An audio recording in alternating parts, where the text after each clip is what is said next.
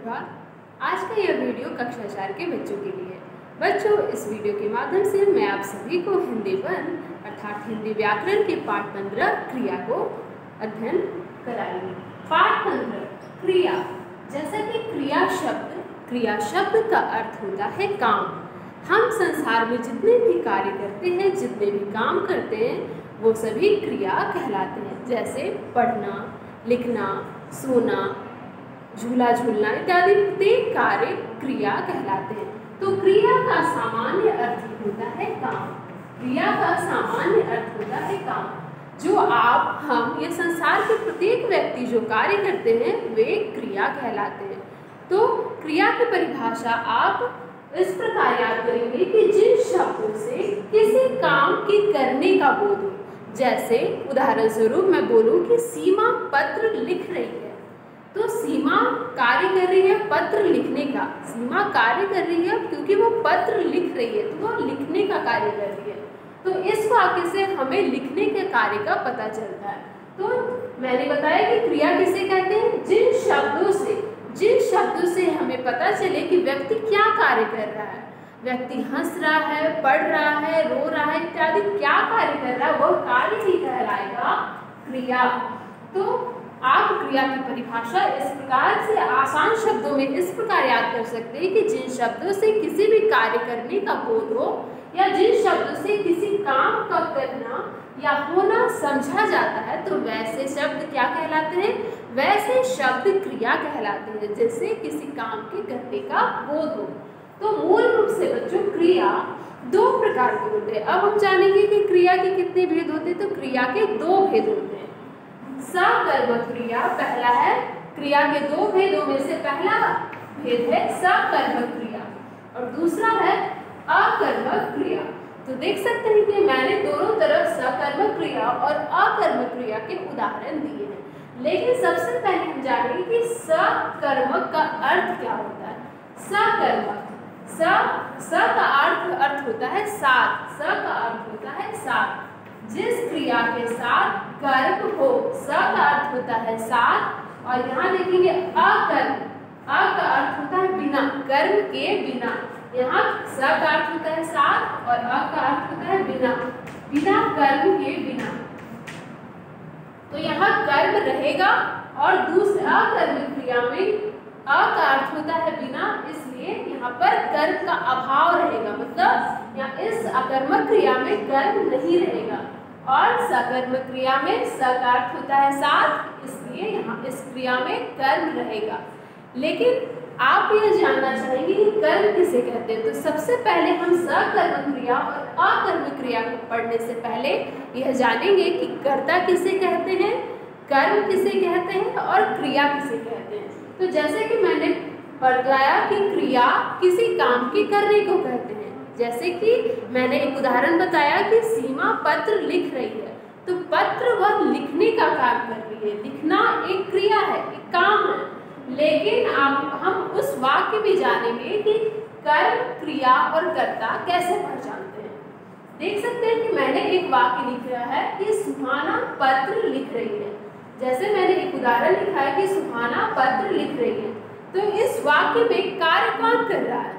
इस वाक्य में सुहाना जो है वो कार्य मतलब काम कर रही है। सुहाना हुई कर्ता, जो व्यक्ति कार्य करता है। जिस वाक्य में जिस व्यक्ति के बारे में बात हो या जिस वाक्य में जो व्यक्ति कार्य कर रहा हो, जैसे इस वाक्य में सुहाना क्या कर रही है, पत्र लिख रही है, तो सुहाना कार्य कर रही है। लिखने का काम कौन कर रही है, लिखने का काम सुहाना कर रही है। तो सुहाना हुई कर्ता, काम करने वाले व्यक्ति को कर्ता कहते हैं। लेकिन वो पत्र लिख रही है, तो लिखना मैंने बताया कि यह क्रिया, लिखना क्रिया। लेकिन जब जिस वाक्य में पता चले कि क्या लिख रही है, तो इस वाक्य में हमें पता चल रहा है कि सुहाना पत्र लिख रही है। पत्र हुआ कर्म, पत्र हुआ कर्म। तो हमने इन तीनों वाक्य में तीन बातें हमने सीखी। जो व्यक्ति कार्य करता है उसे कर्ता कहते हैं क्योंकि उसके बारे में बात हो रही है। और कर्ता क्या काम कर रहा है, जैसे केवल यदि पत्र न रहे तो यहाँ देखेंगे कि कर्म का अभाव है, कर्म नहीं है, क्योंकि क्या लिख रही है हमें समझ नहीं आएगा। जैसे मैं पत्र हटा दूं तो सुहाना, यह वाक्य हो जाएगा कि सुहाना लिख रही है, लेकिन क्या लिख रही है यह हमें वाक्य में पता नहीं चल रहा है। तो यहाँ हम देखेंगे कि कर्म का अभाव है, कर्म नहीं है। तो लेकिन जब पता चले कि क्या लिख रही है, व्यक्ति क्या कर रहा है, व्यक्ति जैसे कि रहे कि मोहन खा रहा है, मैं एक वाक्य बोलूं कि मोहन खा रहा है, तो इस वाक्य में पता नहीं चल रहा है कि मोहन क्या खा रहा है, लेकिन मैं बोलूं कि मोहन केला खा रहा है, तो वहाँ कर्म है, वहाँ होगा कि कर्म है। तो जहाँ पता चले कि व्यक्ति क्या कार्य कर रहा है, तो वहाँ आप कर्म की पहचान कर लेंगे। तो कार्य करने वाला कर्ता, कर्ता जो कार्य कर रहा है उसे क्रिया, और कर्ता क्या कार्य कर रहा है, क्या लिख रहा है, क्या खा रहा है, यह पता चले तो वहाँ समझ लेंगे कि कर्म है। और जिस वाक्य में कर्म रहे, क्योंकि मैंने बताया कि स का अर्थ होता है सकर्मक क्रिया में कर्म रहेंगे, मतलब वहाँ कर्म की प्रधानता होगी, लेकिन अकर्मक क्रिया में कर्म का अभाव होगा, क्योंकि अभाव मतलब वहाँ कर्म नहीं रहेगा। तो सकर्मक क्रिया की परिभाषा आप इस प्रकार से आसान शब्दों में याद करेंगे कि जिस क्रिया में कर्म हो या जिस क्रिया के साथ कर्म हो उसे सकर्मक क्रिया कहते हैं, परंतु जिस क्रिया के साथ कर्म का अभाव हो, कर्म ना हो, तो उसे कहेंगे अकर्मक क्रिया। तो देख सकते हैं मैंने अन्य उदाहरण भी यहाँ पर लिखे हैं। तो आइए इसमें आप कर्ता और कर्म और क्रिया की पहचान करते हैं।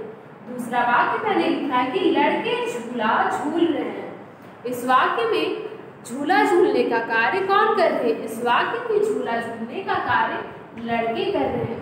लड़के क्या कर रहे हैं? लड़के झूला झूलने का कार्य कर रहे हैं, तो लड़के हो जाएगा कर्ता, क्योंकि इस वाक्य में लड़कों के बारे में बात बताई जा रही है कि झूला कौन झूल रहा है, झूला लड़के झूल रहे हैं, तो झूला झूलने का काम जो कर रहा है वह हुआ कर्ता। लेकिन झूला झूलना, झूलना हुआ वह क्रिया, क्योंकि वह काम क्या कर रहे हैं? झूला झूलने का काम कर रहे हैं, झूलने का काम कर रहे हैं, तो यह हो जाएगा क्रिया। लेकिन यहाँ आप देखिए कि क्या झूल रहे हैं?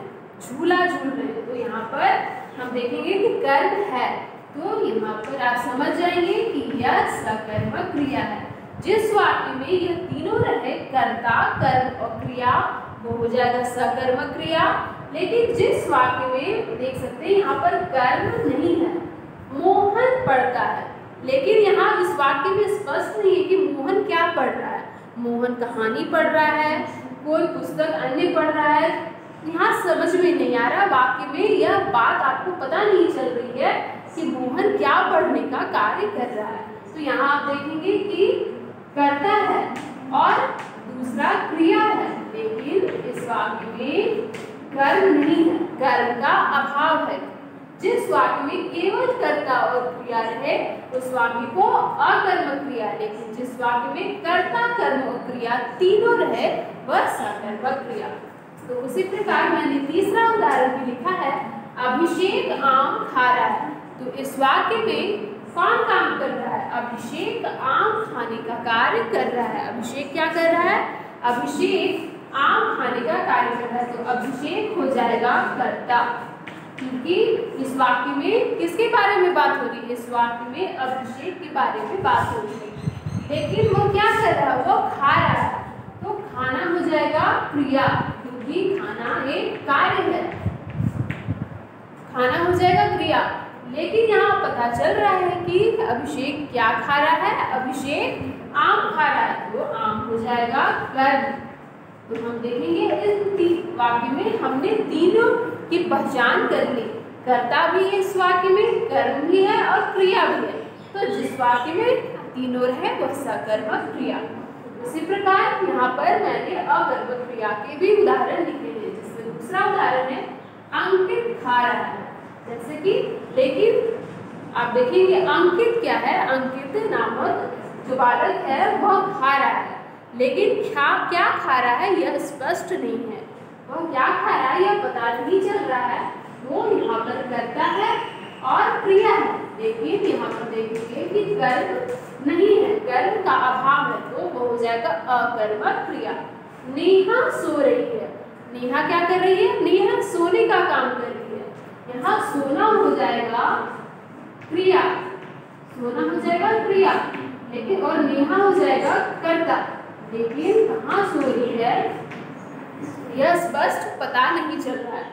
तो यहाँ आप समझ लेंगे कि जिस क्रिया में हमने देखा कि कर्म नहीं है वो है अकर्मक क्रिया, क्योंकि अ का अर्थ होता है बिना, कर्म के बिना। और जिस क्रिया में कर्ता और कर्म और क्रिया तीनों रहे वैसे वाक्य सकर्मक क्रिया, क्योंकि स का अर्थ ही मैंने बताया कि साथ, जो कर्म के साथ हो सकर्मक क्रिया, जो कर्म के बिना हो वो अकर्मक क्रिया। तो बच्चों इस प्रकार से हमने सकर्मक क्रिया और अकर्मक क्रिया को पढ़ा। अंत में आप देखें कि इस पाठ में दिए गए हैं धातु। धातु आप कैसे पहचानेंगे? जैसे कि धातु, जैसे कि यहाँ पर है पढ़ना, जैसे कि मैं बता रही हूँ धातु, धातु को आप कैसे पहचानेंगे? धातु का अर्थ होता है जैसे पढ़ना, पढ़ से ना, ना मिलाने पर पढ़ना शब्द बना, पढ़ जोड़ना, और उसी प्रकार लिख जोड़ना। तो जो मूल शब्द है वही धातु कहलाते हैं। जैसे पढ़ना में पढ़, लिखना, खाना में खा, जो शब्द मूल शब्द है, उस जो प्रथम शब्द है वो ही धातु कहलाते हैं। तो इसी प्रकार हमने इस पाठ में पढ़ा कि क्रिया किसे कहते हैं। क्रिया किसी काम को करना, चाहे वो सोना हो, पढ़ना हो, लिखना हो इत्यादि प्रत्येक कार्य जो हम करते हैं वो क्रिया कहलाते हैं। इसलिए क्रिया का अर्थ काम होता है। तो जिन शब्दों से किसी काम का करना बोध हो उसे क्रिया कहेंगे। तो और हमने यह भी पढ़ा कि क्रिया के दो भेद होते हैं, सकर्मक क्रिया और अकर्मक क्रिया। यहाँ बच्चों मैंने अन्य उदाहरणों के माध्यम से आप सभी को सकर्मक क्रिया और अकर्मक क्रिया बताया, जिसमें कि सकर्मक क्रिया कर्म के साथ, अकर्मक क्रिया और कर्म के बिना। इस तरह से आप अपने अभ्यास कार्य में देखेंगे कि सकर्मक क्रिया और अकर्मक क्रिया को पहचानने के लिए अनेक वाक्य दिए गए हैं। आप इन वाक्यों को देखें और सकर्मक क्रिया और अकर्मक क्रिया की पहचान करें और उसमें अंतर करें। इस वीडियो के माध्यम से आप क्रिया को समझ गए होंगे। धन्यवाद।